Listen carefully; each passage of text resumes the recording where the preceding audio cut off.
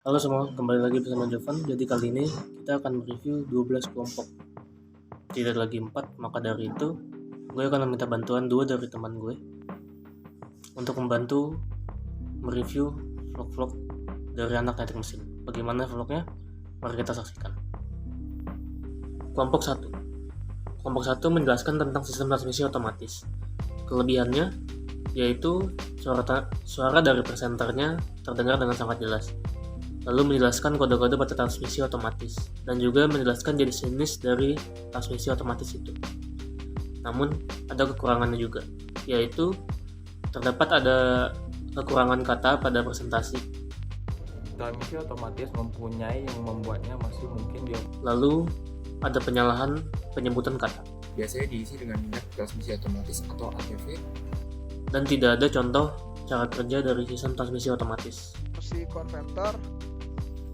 Berikutnya adalah video dari kelompok 4, yaitu kelompok gue sendiri yang judulnya adalah sistem transmisi rantai dan aplikasinya. Kelebihan yang pertama adalah pembukaan yang sangat ekspresif dan semangat. Halo guys, kita dari kelompok 4 teknik musik. Lalu materi disampaikan dengan sangat jelas dan terdapat gambar atau video tambahan. Jelas sistem transmisi, rantai dan sprocket. Ini satu gambarnya. Kekurangannya, suara dari presenter yang tidak terdengar jelas, sangat kecil. Lalu pembahasan tentang sistem transmisi rantainya tidak terlalu dalam.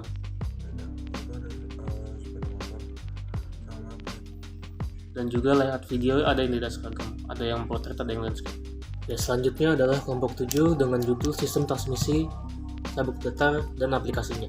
Kelebihannya yang pertama adalah suara presenter terdengar dengan jelas, lalu menuliskan rumus pada video sehingga mudah dimengerti, lalu menerangkan jenis-jenis sabuk datar dengan sangat jelas. Adalah elemen mesin yang menghubungkan dua buah puli yang digunakan untuk mentransmisikan atau mentransfer daya. Kekurangannya, yang pertama presenter sangat jelas terlihat itu membaca teks dan tidak melihat ke arah kamera.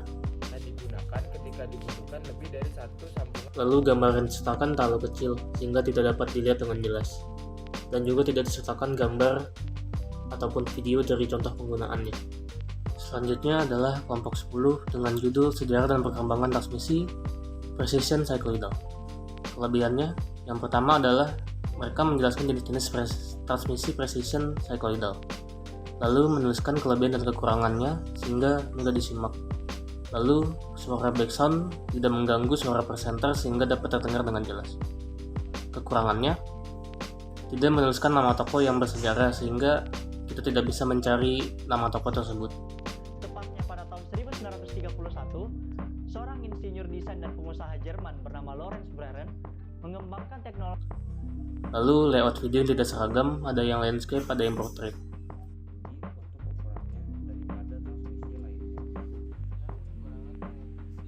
Lalu pelafalan kata-kata yang tidak sesuai.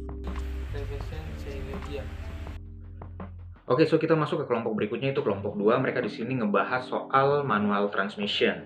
Kita langsung masuk ke kelebihan serta kekurangannya mereka aja ya.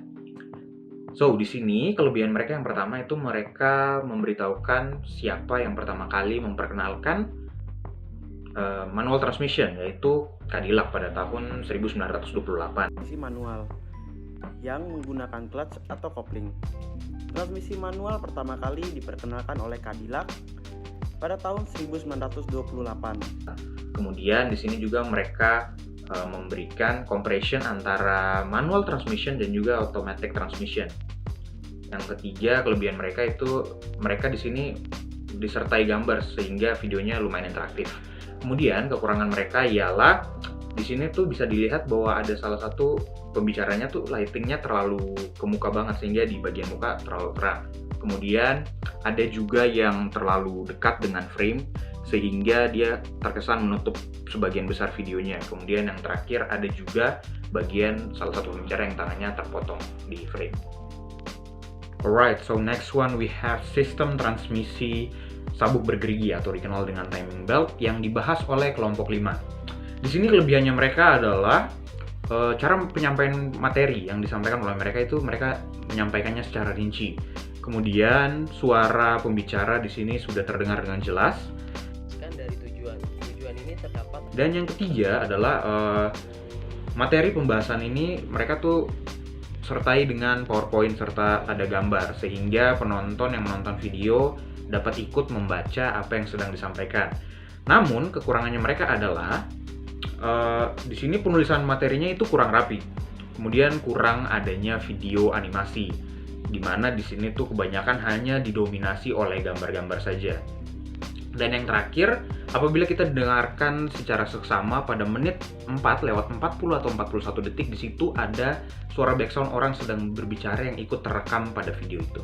Pada saat diaplikasikan pada puli dan fungsional yang lebih tenang. Move on to the next one, kita masuk ke perbandingan sistem transmisi roda gigi dan cycloidal yang dibahas oleh kelompok 8. Di sini kita langsung masuk ke kelebihan serta kekurangannya mereka. Kelebihan mereka adalah kreativitas saat editing videonya. Kemudian materi yang disampaikan ini sudah disertai dengan animasi, tidak seperti pada kelompok sebelumnya. Kemudian cara penyampaian materi ini sudah cukup baik dari kelompok ini. Kesimpulan yang kami buat adalah penggunaan transmisi roda gigi lurus memiliki banyak kelebihan. Akan tetapi kekurangan mereka adalah saat pembahasan rumus itu mereka tidak menampilkan rumus yang sedang dibahas. Speed ratio adalah I sama dengan N1 per N2 sama dengan D2 per D1 sama dengan Z2 per Z1. Melainkan mereka hanya membahasnya secara lisan, menyampaikannya secara lisan saja. Kemudian salah satu pembicara di sini bisa dilihat bahwa intonasinya tuh terlalu kaku saat menyampaikan materi ini. Yang kedua, karena gesekan guling, roda gigi sikloidal minim kegagalan dan long lifetime. Dan yang terakhir, kekurangannya mereka adalah salah satu pembicara juga terlihat bahwa dia sedang membaca teks saat menyampaikan materi ini. Tetapi jika sebaliknya input lebih besar daripada output, maka disebut increased gear. Next one we have sejarah dan perkembangan transmisi rantai yang dibahas oleh kelompok 11. Sama seperti kelompok-kelompok sebelumnya, kita langsung masuk aja ke kekurangan dan kelebihannya mereka. So, di sini kelebihannya mereka adalah cara penyampaian materi mereka itu sudah baik. Kemudian kesimpulan dibuat sangat ringkas sesuai dengan apa yang telah disampaikan pada materinya. Gauge dengan sprocket, kemudian Hans Renault mengatakan. Kemudian opening dan closing video itu sudah seirama.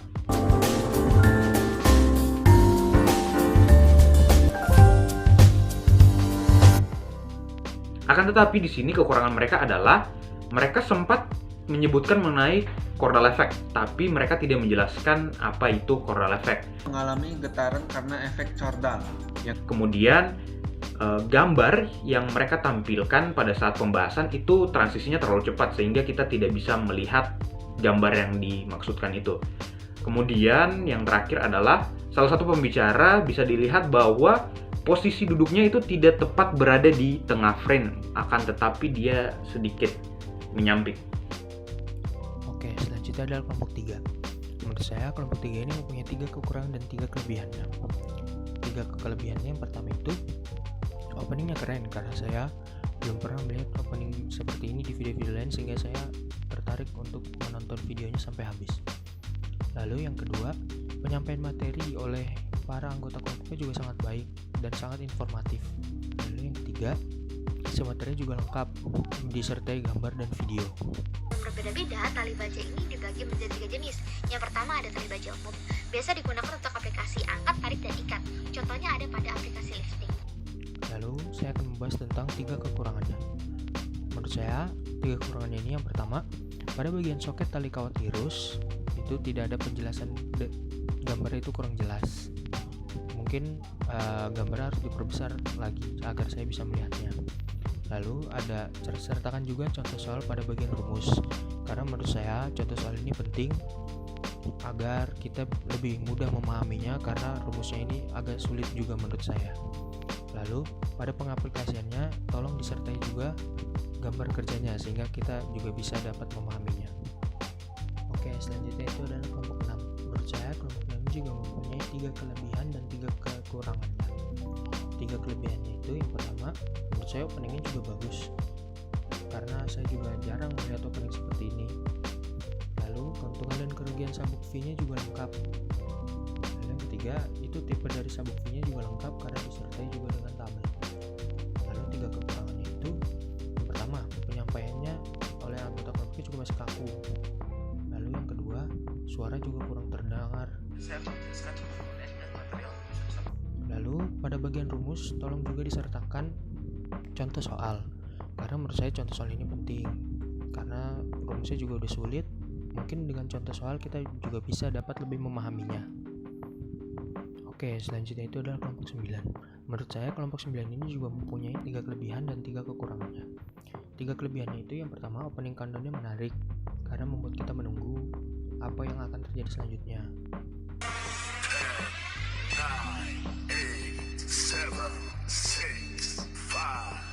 Lalu yang kedua, sistem transmisinya juga lengkap dan jelas.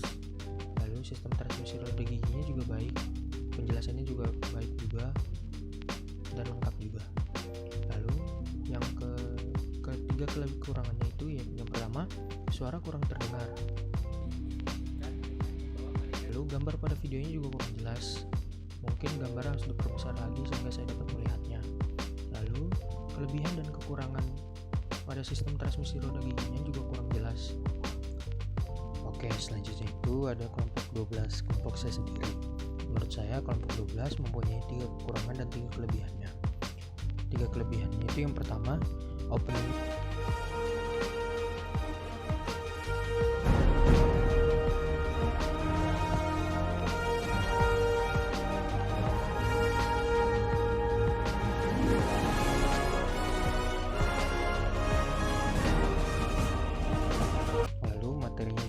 isinya lengkap.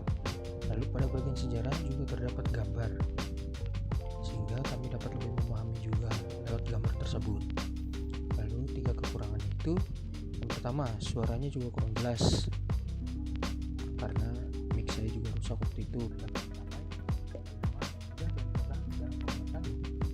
Lalu pada bagian transmisi sabuk tidak ada gambar, sehingga kami juga kurang bisa memahaminya karena tidak ada gambar. Lalu sejarahnya juga menurut saya kurang lengkap, walaupun dia sudah disertai dengan gambar, tapi kelengkapannya juga masih kurang. Terima kasih.